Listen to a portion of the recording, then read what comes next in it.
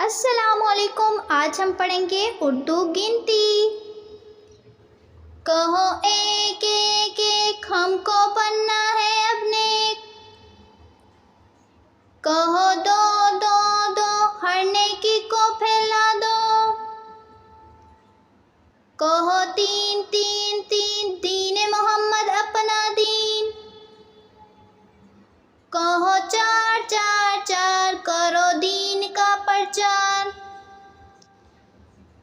कहो पाँच पाँच पाँच दिल तो होते ही है कांच। कहो छः छः छः कोई तोड़ इन्हें ना दे।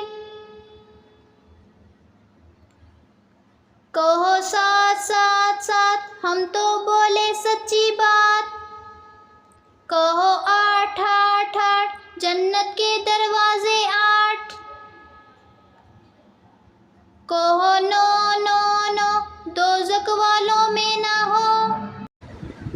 कहो दस दस दस जन्नत में ही जाए बस।